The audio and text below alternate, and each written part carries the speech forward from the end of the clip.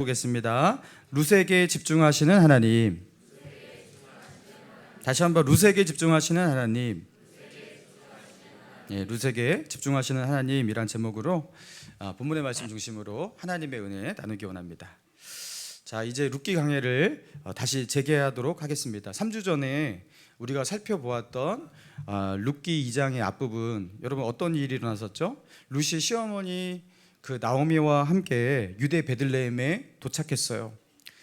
그리고 그 나오미를 그렇게 반겨 맞아주는 많은 사람들이 있었고, 그리고 나오미의 등장으로 그로 인해서 마을이 떠들썩했지만 다음 날부터 그들이 마주한 현실은 매우 참담했습니다. 당장의 오늘의 끼니를 해결할 수가 없는, 아무것도 채워져 있지 않은 텅 비어있는 그런 그들의 삶이었어요.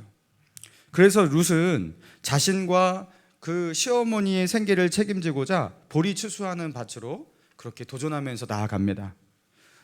남의 밭에서 이삭을 줍는 그 일을 한번 해보겠다고 이 모압 여인 룻이 팔을 걷어붙이고 나아간 거예요. 그리고 이삭을 줍기 위해서 이 밭 저 밭을 헤매다가 우연히 보아스의 밭에 이르게 되었는데, 자, 그런 룻이 보아스의 눈에 띄게 되죠. 그래서 보아스의 따뜻한 위로와 격려의 말을 듣게 됩니다. 여러분, 그 위로와 격려의 말이 너무 위로가 되는 게, 제가 다시 한번 읽어드릴게요. 내 남편이 죽은 후로 내가 시어머니에게 행한 모든 것과 내 부모와 고국을 떠나 전에 알지 못하던 백성에게로 온 일이 내게 분명히 알려졌느니라. 여호와께서 내가 행한 일에 보답하시기를 원하며 이스라엘의 하나님 여호와께서 그의 날개 아래 보호를 받으러 온 내게 온전한 상 주시기를 원하노라 하는지라. 여러분, 룻은 이방 모압 여인으로서 그것도 아무것도 가진 것이 없는 힘없는 과부로서 유대 땅에서 남의 밭에서 그 추수하는 자의 뒤를 따라서 보리 이삭을 주우려고 하는 그 남의 밭에서 이삭을 줍는 것, 여러분 이게 얼마나 눈치가 보이는 일입니까? 그래서 잔뜩 움츠려져 있고, 그리고 자신은 모압 여인, 그 유대인들이 그 멸시하는 이방 여인이라는 것, 게다가 과부라는 것, 여러분 사람들이 그것을 알고 자기를 무시하고 경멸하지 않을까, 여러분 이런 두려움이 얼마나 많았겠어요. 그것도 생전 처음 해보는 일, 남의 밭에서 이삭 줍는 그 일을 하고 있습니다. 여러분 홀로 이 일을 할 때 얼마나 서글프고 두렵고 위축이 되겠습니까? 여러분 그런 상황 가운데 보아스가 이렇게 룻에 대해서, 룻 너는 참으로 좋은 사람이라고, 네가 한 일을 내가 알고 있다고 그렇게 인정해주고 격려해주고 축복해주고 위로해주니까, 여러분 보아스는요 이미 룻에게 그죠, 말로 할 수 없는 큰 선물을 준 겁니다. 이렇게 유력한 사람이 그죠, 룻을 알아주고, 그리고 이렇게 위로의 말만 해줘도 이 축복의 말 한마디가 룻에게는요 너무나 큰 호의고 그죠, 큰 선물을 받은 것입니다. 자, 그런데 보아스가 룻에게 베푸는 이 호의가 여기서 끝나지 않는다라는 거죠. 자, 오늘 본문 14절입니다. 14절 같이 읽습니다. 시작. 식사할 때 보아스가 룻에게 이르되 이리로 와서 떡을 먹으며,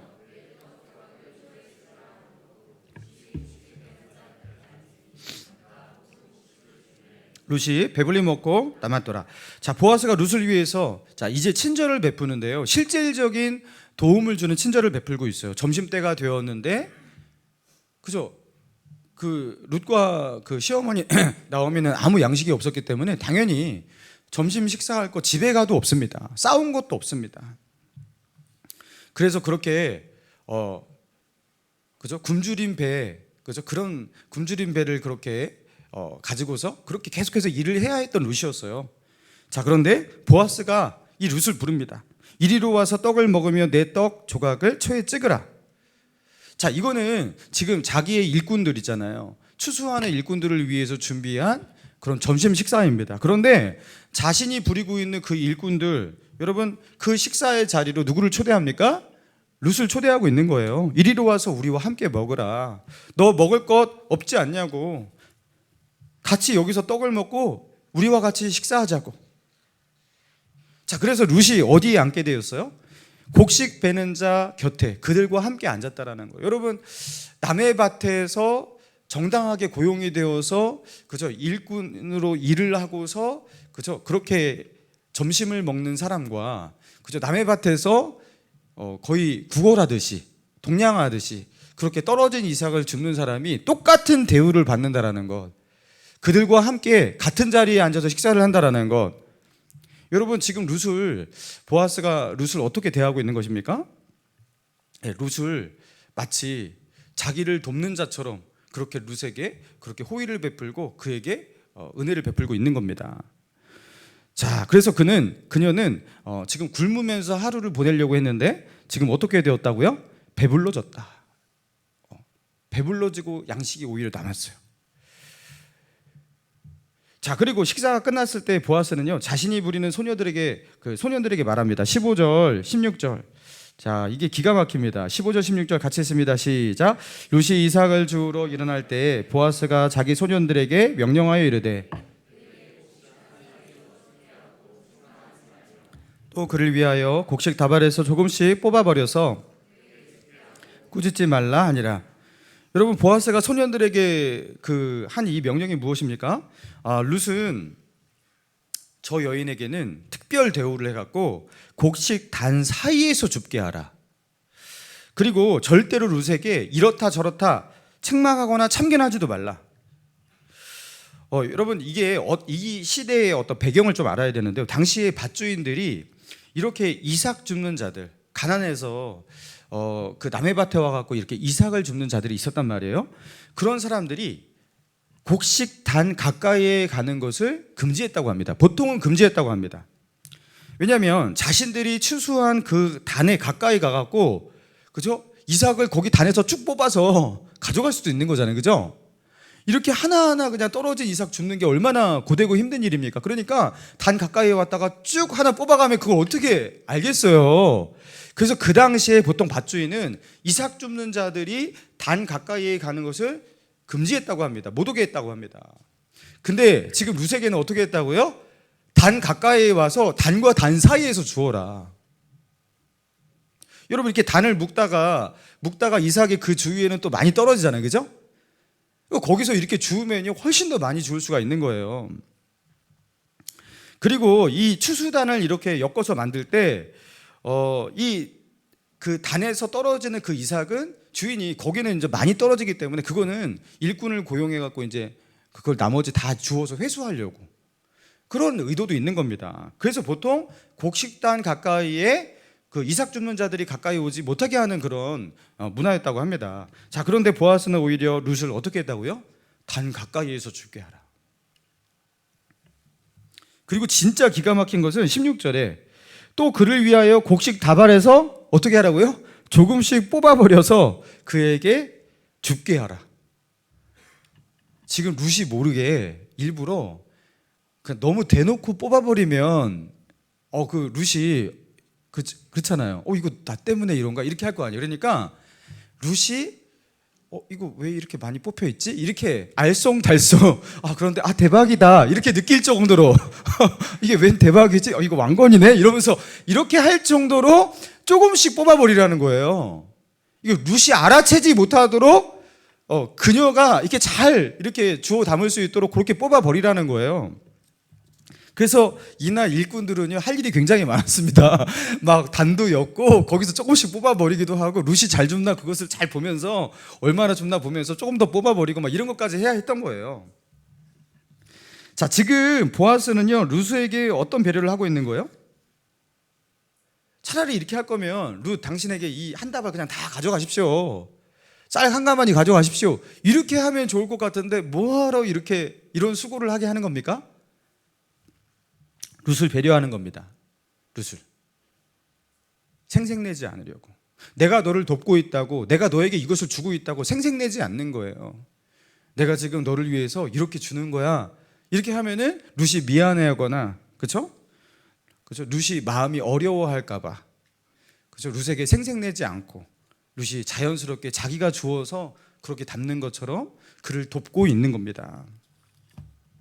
여러분, 어떻게 보아스는 룻을 돕는 일에 이토록 지혜롭고 섬세할 수가 있을까? 여러분, 이렇게 지혜롭고 섬세하게 그죠? 누군가를 이렇게 돕는 거, 여러분, 이게 쉬운 게 아니잖아요. 그것도 아무 힘도 없고 자기에게 이득이 될 것이 없는 모압 과부 여인이었습니다. 근데 왜 이 여인을 위해서 이렇게 지혜롭고 섬세하게 이 여인을 돕고 있는 것일까?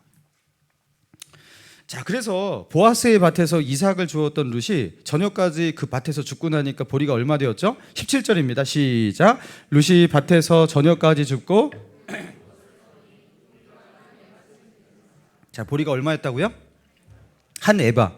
자, 1에바는 보통 22에서 23리터 정도 되었다고 합니다. 시대마다 조금씩 달라지긴 하는데 보통 20리터가 넘어요. 자, 그런데 당시에 한 사람이 하루에 필요한 하루의 그 양식, 그 하루의 양식을 계산할 때 1리터를 기준으로 삼았다고 합니다. 그렇다면 1에바를 거두었다라는 것은 최소한 그죠? 20일치의 양식을 거두게 된 거예요. 그러니까 룻과 나오미가 열흘간 먹을 수 있는 양식이 되었던 것입니다. 여러분, 이게 얼마나 대단한 것이냐면, 자, 잘 들어보시기 바랍니다. 고대 바벨론에서 품을 파는 노동자에게 하루에 보통 작게는 1리터의 품삯, 보리 1리터의 품삯, 많게는 2리터의 품삯을 주었다고 합니다. 하루 종일 일하면 1리터 또는 2리터의 그 보리 이삭의 품삯을 주었다라는 거예요. 그런데 지금 룻은요, 그 남의 밭에서 이삭을 주었는데 몇 리터를 주신 거예요? 1에바, 20리터가 넘어요. 하루 일해서 그러면은 며칠치의 수익을 거둔 거예요? 거의 한 달치의 수익을 거둔 거예요. 와, 대박이다. 하루 출근해서 한 달치 월급을 받으면 여러분 얼마나 대박입니까? 그죠? 하루 출근했는데 갑자기 통장으로 한 달치가 꽂혔어요. 여러분 얼마나 이게, 야, 이거 그렇게 될 거 아니겠습니까? 그래서 자신이 주운 것을 시어머니 나오미에게 그렇게 펼쳐 보여줬을 때 나오미가 눈이 휘둥그레져서 이렇게 말합니다. 18절. 그것을 가지고 성읍에 들어가서 시어머니에게 그 주운 것을 보이고 그가 배불리 먹고 남긴 것을 내어 시어머니에게 드리매. 19절. 시어머니가 그에게 이르되 오늘 어디서 주었느냐? 어디서 일을 하였느냐? 시어머니의 관심은 뭐예요? 이거 어디서 줬어? 주었어? 이거 어디서 너가 일한 거야? 왜냐하면 이럴 수가 없거든요. 남의 밭에서 이삭 줍는 일로 이렇게 많이 주실 수가 없거든요. 이게 말이 안 된다고 생각했던 겁니다. 자, 그리고 이렇게 자, 보리 추수가 시작되어서 보리 추수의 시작과 함께 그 룻이 그 이삭을 줍는 일을 하였는데 보통 보리 추수기가 끝나면 그 다음에 밀추수기가 시작되어서 보리추수와 밀추수가 끝나기까지 약 7주가 걸립니다. 그 7주 동안 보아스의 밭에서 7주 동안 매일 이렇게 주시면, 자, 매일 이렇게 똑같이 죽지는 않았겠지만 그 산술적으로 그렇게 주셨다면 1년치 식량이 확보되는 거예요. 1년치 연봉이 나오는 거예요. 그 당시에는 이 고대 사회 속에 이 룻기를 읽는 사람은 와, 대박이다. 어떻게 이런 일이. 여러분, 이게 되게 놀라운 거예요. 우리는 뭐 그게 뭐 쌀 그거 한 대 뭐 이거 별로 아니게 생각하지만 고대 시대에는 이게 엄청난 거예요. 자, 보십시오. 나오미와 룻이 아무것도 없는 텅 빈 상태로 베들레헴으로 돌아왔어요. 그리고 유대 땅에서 삶을 시작할 때 그들은 당장 먹을 것조차 없어서 당장에 누군가의 도움을 받을 수도 없어서 자신의 이름으로 된 밭도 없고 아무것도 없어서 남의 밭에서 추수할 때, 남의 밭이 추수할 때 이삭을 줍는 그 일을 할 수밖에 없었습니다. 아무것도 가진 것이 없는 과부들. 게다가 그죠? 그 며느리 룻은요, 그 모압 여인이에요. 유대 사회에서 멸시천대를 받는 모압 여인입니다. 그녀는 젊었어요. 젊지만 미래가 없죠. 소망이 없죠. 자, 그런데 오늘 본문에서 룻의 이 텅 빈 인생, 여러분, 그 텅 빈 인생이 채워지기 시작하고 있다고 말하고 있는 거예요. 텅 빈 그들의 삶이 뭔가로 채워지고 있어요. 처음에는 보아스의 말로 룻의 그 마음 가운데 위안과 위로를 주었어요. 그리고 이제는 보아스의 실제적인 도움으로 현실에서 위안을 주고 있는 거예요. 자, 그렇다면 성경은 이 보아스라는 좋은 사람이 룻을 이렇게 돕는 선행을 했다고, 보아스는 참 의롭고 선한 사람이어서 야, 이렇게 좋은 사람 만나면 이렇게 좋은 일이 일어날 수가 있다고, 여러분 이런 걸 말하고 있는 겁니까? 여러분, 이 룻기가 기록된 의도가 무엇이죠? 여러분, 룻기의 특징 지난번에도 말씀드렸는데요. 룻기에는 하나님께서 말씀하셨다, 하나님께서 이렇게 행하셨다 하면서 하나님이 주어가 돼서 말하시거나 행동하시는 거, 여러분 그것이 하나도 한 문장도 기록되지 않은 게 룻기입니다. 자, 그런데 어떻게 룻기가 성경이 될 수가 있는가? 룻기는 여호와의 말씀이 이러하다 이런 것은 없지만, 그죠? 하나님께서 이렇게 역사하셨다 그런 기록은 없지만, 하나님은 당신의 헤세드, 당신의 역사를 누구를 통해서 그렇게 이루고 계시냐? 누구를 통해서 하나님께서 말씀하고 계시냐? 자, 지금 사람을 통해서 말씀하신다는 거예요. 오늘 본문에서는 2장에서는 보아스를 통해서 헤세드를, 하나님의 그 긍휼과 인애와 그 사랑을 베풀고 계신 하나님, 역사하고 계신 하나님, 그리고 보아스의 그 입술을 통해서, 그렇죠, 룻에게 말씀하고 계시는 하나님, 여러분 그걸 말하고 있는 거예요. 룻에게 위로의 말만 해주는 것이 아니라 룻에게 실제적인 도움, 그 현실을 이겨나갈 수 있도록 실질적인 도움과 위안을 주고 있는 겁니다. 자, 그런데 그 도움이 마치 룻에게 어떻게 다가오고 있습니까? 룻에게 꼭 필요한 그것을 정확하게 알고서 룻에게 정말로 필요한 그 문제를 집중 타격하면서, 여러분 그렇게 도움이 적실하게 들어가고 있어요. 심리적으로 매우 위축되어서 정말로 누군가의 지지가 필요할 때 보아스가 그녀를 위해서 격려와 지지와 칭찬의 말을 해줍니다. 아무것도 먹지 못하고 아침부터 저녁까지 아무것도 먹지 못하고 어떻게 육체 노동을 계속할 수 있습니까? 사람의 정신력이 어떻게 그렇게까지 할 수 있겠어요? 그래서 그죠? 배를 곪고 있는 그 룻을 식탁으로 초대해서 배부르게 먹게 해줍니다. 룻이 그죠? 그 여인의 손으로 하루 종일 줍고 또 주워봤자 1리터 또는 2리터 그거 주우면 많이 줍는 거예요. 그러면 그게 하루 일당이거든요. 그렇게 주우면요 하루 먹고 살 수 있어요.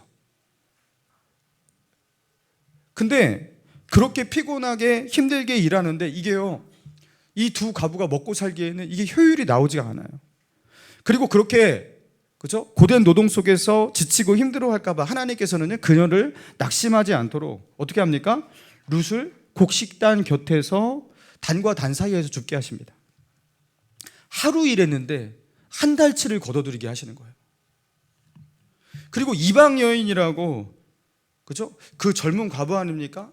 그 젊은 남성들이 건드리기 딱 좋은, 누군가가 해코지해도 뭐 구제할 사람이 없어요. 그런데 그녀를 보호하기 위해서 자기 소녀들 곁에 두게 하고, 자기 소년들, 보아스의 그 소년들, 일하는 사람들, 그들을 울타리로, 장벽으로 만들어 갖고 그죠? 그 울타리 안에서 보호를 받게 합니다. 자, 보세요. 이 모든 것이 누구의 머릿속에서, 누구의 마음속에서 나오고 있냐면 보아스에게서 나오고 있어요. 여러분, 지금 보아스는 보리 추수를 할 때 일하기 위해서, 감독하기 위해서 지금 여기에 왔거든요. 자, 그런데 보아스의 눈, 보아스의 마음, 보아스의 모든 신경이 지금 어디에 집중되어 있어요? 룻입니다. 지금 룻이 잘 죽고 있나? 그렇죠? 룻이 지금 배고픈 것 같은데? 그리고 제가 언급하지 않았지만 앞에서 네가 목마르거든 여기 물 떠온 거 마셔라. 그렇죠? 지금 목마른 것 같은데 저렇게 주워가지고 저것밖에 가지고 가지 못할 텐데 어떻게 하면 많이 가지고 가게 할 수 있을까? 지금 심리적으로 너무 위축되고 힘들어가지고 지금 위로가 필요하는데 하면서 그녀를 불러서 위로의 말을 해줍니다. 그리고 급기야 그죠? 단에서 이삭을 빼어서 그죠? 흘리면서까지 그녀로 하여금 많은 것을 죽게 합니다. 자, 사랑하는 성도 여러분, 이 본문의 말씀을 통해서 하나님께서 우리에게 주시는 메시지가 무엇입니까? 여러분, 보아스에게 룻이 어떤 존재냐라는 거예요. 이렇게 룻을 배려하고 룻을 신경 쓰고 룻을 위해서 이토록 호의를 베풀고 있는 이유가 무엇이냐라는 거예요. 인간적으로, 세상적으로 볼 때 보아스에게 조금도 도움이 되지 않는 이 여인, 이방 여인 룻. 자, 그런데 보아스는 지금 그 룻에게 온통 신경이 가 있어요. 그리고 룻의 필요를 채우기 위해서, 룻을 돕기 위해서 모든 신경을 곤두세우면서 지금 뭐 하고 있어요? 집중하고 있습니다.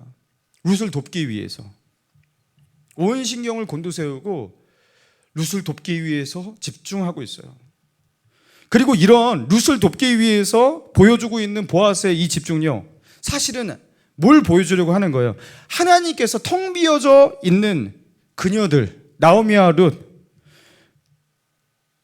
그리고 믿음으로 하나님께 도움을 구하며 하나님께 나온 그 텅 빈 삶으로 나아가고 있는 그 룻을 향한 하나님의 헤세드, 그죠? 이 보아스의 헤세드는 하나님의 헤세드라는 거예요. 그리고 보아스가 보여주고 있는 이 집중력은 하나님께서 그녀를 돕고자 하는 하나님의 집중력이라는 거예요. 그러니까 지금 이 본문은요, 룻에게 집중하시고 룻을 회복시키시고 룻의 필요를 채우시고 룻을 도우시는 하나님의 집중력을 보여주고 있는 겁니다. 여러분, 지금 룻이 가지고 있는 그 결핍이 뭐 한 개, 두 개가 아닙니다. 그녀가 가지고 있는 문제가 한두 개가 아닙니다. 여러분, 그런데 하나님은요, 그녀의 모든 문제를 한꺼번에 다루고 있다는 걸 여러분 아십니까? 룻의 경제적인 문제, 그 유대 사회의 안착 문제, 룻의 미래, 가족 문제, 여러분 모든 것을 하나님께서 한꺼번에 다루고 계세요. 자, 20절 같이 한번 읽어봅시다. 시작. 나오미가 자기 며느리에게 이르되 그가 여호와께로부터 복받기를 원하노라. 그가 살아있는 자와 죽은 자에게 은혜 베풀기를 그치지 아니하도다 하고, 나오미가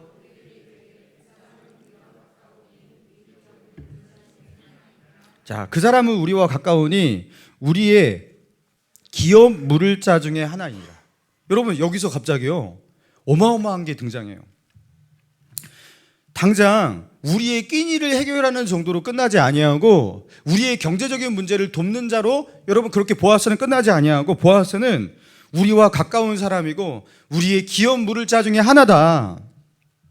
나오미와 엘리멜렉 집안의 그 기업을 물을 자 중에 하나라고. 자신의 잃어버린 그 기업, 땅, 집, 그 모든 것을 되찾을 뿐 아니라 자녀를 낳아 후손을 이어가게 할 수 있는 그 자격을 가진 기업 물을 자 중에 하나라고.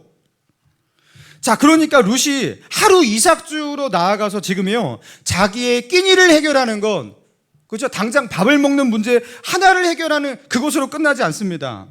자신을 둘러싼 모든 문제들, 미래의 문제, 그녀가 결혼하고, 그렇죠, 아이를 낳고 가정을 이루고 행복한 삶을 영위하는 그 모든 미래의 문제까지, 그리고 이 유대 사회의 모함 여인으로서 멸시 천대받지 아니하고, 그죠, 떳떳하게 거기 정착할 수 있는 그 모든 문제까지 하나님은요, 이 하루 만에 한꺼번에 이 모든 것을 다루세요. 아무 소망도 보이지 않고 텅 비어져 있는 룻의 삶에 하나님께서 하루 만에 어떤 역전의 역사를 이루시는지 보라는 거예요. 사랑하는 성도 여러분, 하나님께서 은혜를 주고자 하실 때 하나님은요, 이렇게 역사하실 수 있다는 거예요. 보아스가 룻만 보고 있는 것처럼 느껴지듯이 하나님은 꼭 나만 보고 있는 듯이 하나님은 그렇게 은혜를 주고 역사하실 수 있다는 거예요. 내가 가지고 있는 한 가지 문제를 나는 바라보고 이 한 가지 문제를 가지고 기도했거든요. 근데 하나님은 그 하나만 본 것이 아니라 나의 모든 문제를 한꺼번에 다루시는 거예요. 그리고 하루아침에 룻의 인생을 다른 양상으로, 다른 방향으로 바꾸어내듯이 여러분, 우리 삶을 바꾸실 수 있는 하나님이시라고 여러분 말씀하시는 거예요. 여러분, 금요일 심야 기도 때 욥기 강해를 하고 있죠. 여러분, 욥이 그 끔찍한 시험과 고난을 당한 그 욥, 여러분 욥기 42장 가면 어떤 일이 일어납니까? 42장 10절에 보니까 욥이 그의 친구들을 위하여 기도할 때 여호와께서 욥의 공경을 돌이키시고 여호와께서 욥에게 이전 모든 소유보다 갑절이나 주신지라. 여러분, 욥의 고난의 이야기는 앞에 41장 동안 나왔어요. 41장 동안 그 욥의 고난을 나왔어요. 그죠? 근데 보십시오, 42장에서 딱 한 구절로 모든 것을 다 설명합니다. 여호와께서 욥의 공경을 돌이키시고. 야, 어떻게 이 한 문장으로. 자, 킹제임스 버전 영어 성경에서는 이게 이제 히브리어 슈브라는 단어인데, 돌이키다, 슈브라는 단어인데, 킹제임스 번역에서는 이렇게 번역해요. The Lord turned the captivity of 욥. 욥의 모든 고난에서 공경을 턴했다는 거예요. 방향을 턴 아시죠? 유턴할 때 턴. 하나님께서 그에게 주셨던 시험과 환난의 그 폭풍우, 여러분 그 폭풍우가 이제는요 하나님께서 터내버렸어요. 바꿔버리셔서 완전히 방향을 바꾸시는데, 욥은 이전에 자신이 가졌던 그 모든 공경을 돌이키고도 남을 만큼 하나님께서 이제부터 그의 삶을 터나십니다. 그 삶의, 그 인생의 모든 양상이 이날부터 바뀝니다. 그래서 이전에 자기가 잃어버렸던 거 원상복구하는 정도가 아니라 모두 다 이제, 그죠? 다 2배나 갖게 되었다, 그런 기록이 있죠. 여러분, 하나님께서 우리에게 은혜를 주시고 회복시키실 때 하나님은요 무서운 집중력으로 여러분 이렇게 역사하신다라는 거예요. 마치 욥만 보고 있는 것처럼, 마치 룻만 보고 있는 것처럼. 룻의 문제 하나를 다루는 것이 아니라 그도 모르는, 그녀도 모르는 그의 모든 문제를 하나님은 한꺼번에 다루십니다. 여러분, 이게 실제로 있었던 이야기인데요, 중국에서 희귀병을 앓는 아들을 치료하기 위해서 그 치료약을 독학으로 연구해서 신약을 개발한 아버지가 있다고 합니다. 그의 2살 배기 아들이 마땅한 치료법이 없는 맹케스 증후군, 이게 뭐냐면요, 이 맹케스 증후군은 혈청에서 구리를 흡수하지 못해서 이 혈청에, 우리의 그 혈액에 구리라는 요소가 필요하대요. 근데 그 구리를 흡수하지 못해서 발생하는 유전적 희귀 질환인데, 이 맹케스 증후군에 걸리면 발육, 지연 및 퇴행성 신경 장애가 생기다가 대개는 3살 이하에 그렇게 사망한다고 합니다. 당시에 이 희귀 질환을 치료할 치료제를 중국 내에서 구할 수가 없었다고 합니다. 외국으로 눈을 돌렸지만 코로나로 인해서 중국 국경이 봉쇄되면서 외국에서도 당연히 구할 수 없는 그런 상황이었습니다. 이러지도 저러지도 못하는 발을 공동 구르던 그 아버지가 자기 아들, 죽어가는 그 2살 배기 아들을 살리고자 신약을 개발하겠다고. 이 사람이 무슨 연구원도 아니고요, 뭐 의학적 지식이 있는 사람도 아니었다고 합니다. 그런데 자기 아들을 위해서 약을 내가 개발하겠다고 하면서 많은 의학 장비와 원료들을 구입하고 연구에 돌입합니다. 인터넷에서 600편에 달하는 논문을, 그죠? 그렇게 읽고, 혼자서 읽고 독학하면서 그 영어 논문을 해석하기 위해서 번역기를 돌려가면서 밤새면서 그것을 연구하고 또 연구해서 결국에 신약을 개발했는데, 자기가 개발한 약을 토끼나 뭐 이렇게 주사를 해갖고 정말로 임상 실험까지 다 하고, 그리고 아들에게 투여했는데 그 아들에게 그 혈청의 구리 농도가 정상으로 회복되는 기적적인 일이 일어난 거예요. 이 사람은 전혀 의학적인 것과 관련이 없는 사람인데, 여러분 이런 일을 해낸 거예요. 신약을 개발한 거예요. 혼자서. 여러분 말도 안 되는 거잖아요, 그죠? 그런데 그 일을 얼마 동안에 해냈냐? 6주 만에 해냈다고 합니다. 이 말이 되냐고 이게. 그러니까 이게 뉴스에 나오는 거죠. 6주 만에 혼자서, 그죠? 이 아들 구하겠다고 이 일을 했대요.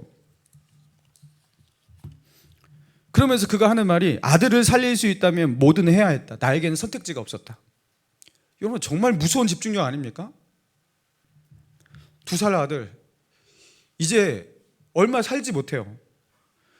아무런 전문 지식도 경험도 없던 이 아버지가 이 아들 살리겠다고, 그죠? 그 6주 동안 600편의 논문을 읽어내면서 여러분 신약을 개발합니다.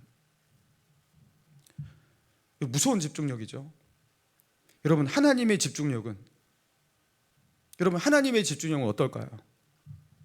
하나님께서 우리가 당한 그 아픔과, 그죠? 우리가 당한 그 환난, 그것을 돌이켜서 축복으로, 은혜로 바꾸시려고 하신다면, 우리에게 회복을 주시고자 하신다면, 하나님께서 나의 삶을 바꾸시기로 하나님께서 마음을 먹으시고 하나님이 역사하신다면 하나님은 6주가 필요가 없어요. 룻처럼 하루 만에 룻의 삶과 룻의 인생 모든 것을 다 터내버립니다. 다 바꿔버리십니다. 모든 것에 대한 양상이 다 바뀌어버리는 거예요. 하나님의 집중력이에요.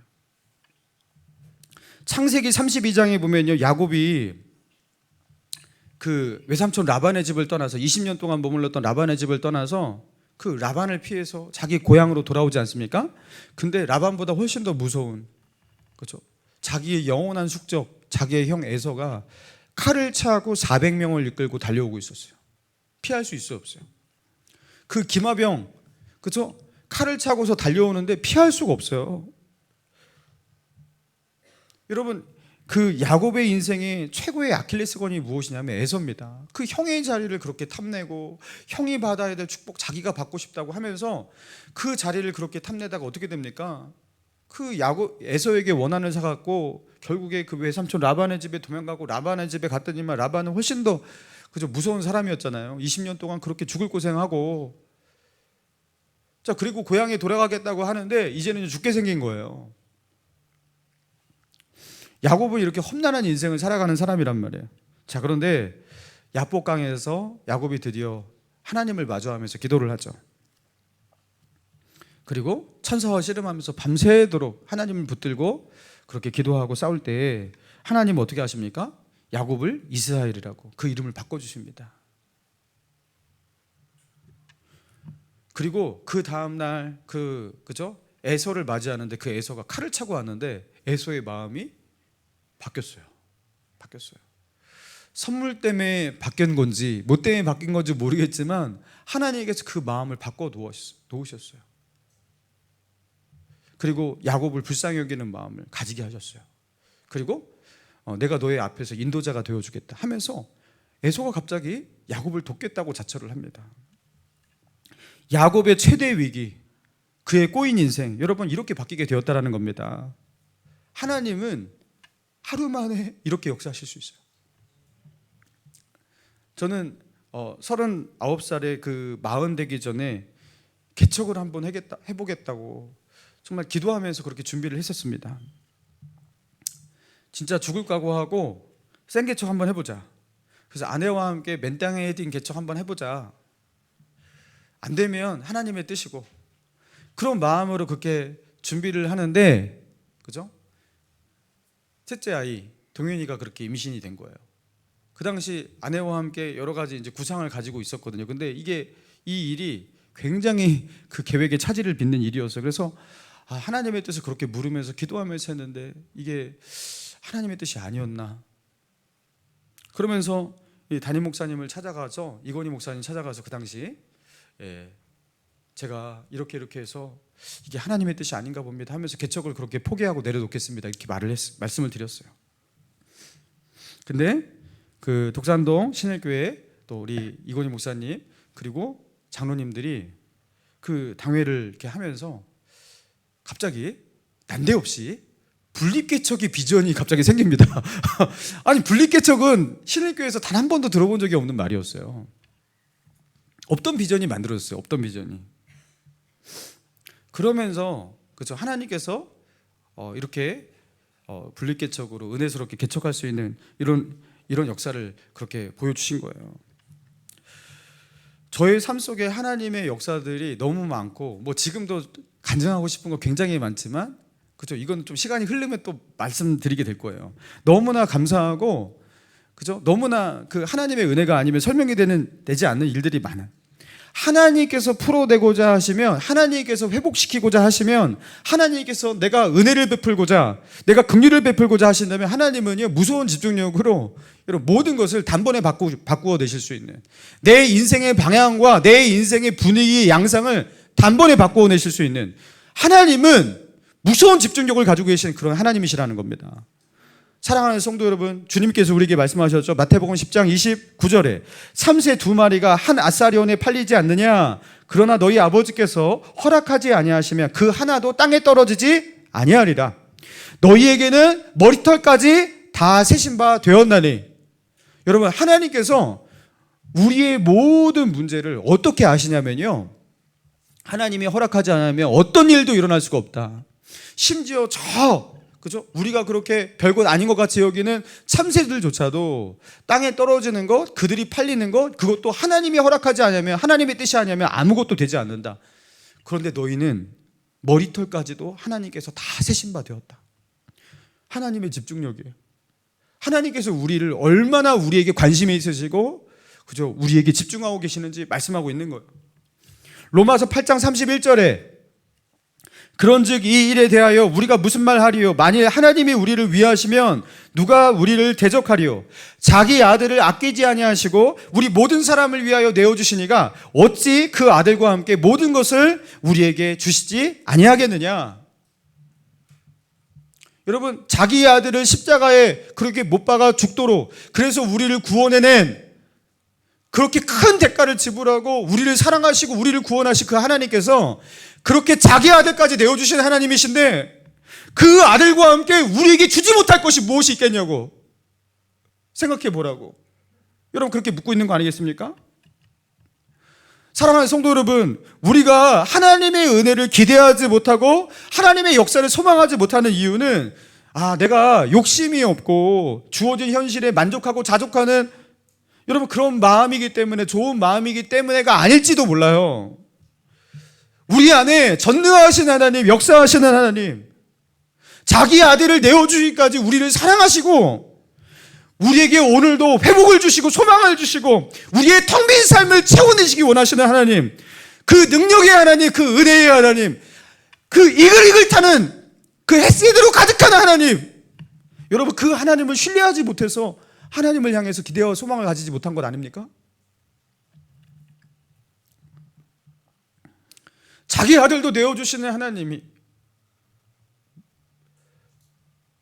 이깟 거 뭘 못 주시겠어? 여러분, 하나님에 대한, 하나님의 사랑에 대한, 여러분, 그런 신뢰가 있냐라는 거예요. 그 아들과 함께 모든 것을 선물로 주시겠다고 하시는, 여러분, 그 하나님의 그 사랑의 집중력, 여러분, 그 우리에게 쏟으시는 그 은혜, 여러분, 그것을 믿고 계시냐라는 거예요. 사실 그분을 신뢰하지 못해서 우리는 하나님을 향한 기대와 소망도 없고 기도도 하지 못하고 순종의 발걸음을 떼지도 못하는 것일지도 모릅니다. 사랑하는 성도 여러분, 룻에게 집중하셨던 하나님, 룻이 너무나 외롭고 힘들지만 하나님께로 피하기 위해서, 그죠? 주께로 나왔을 때, 여러분, 그 룻을 귀하게 여기시고 마치 룻만 바라보는 것처럼, 룻에게만 집중하는 것처럼, 그 룻에게 은혜를 주시고 룻의 필요를 채우시고 룻을 도우시고 룻의 모든 것을 다루시고 바꾸시는 그 하나님, 여러분, 우리의 하나님인 줄로 믿습니다. 여러분, 그 하나님인 것을 믿고 오늘도 믿음으로 승리하며, 그죠? 믿음의 길 걸어갈 수 있는 저와 여러분 되시기를 주님의 이름으로 축원합니다.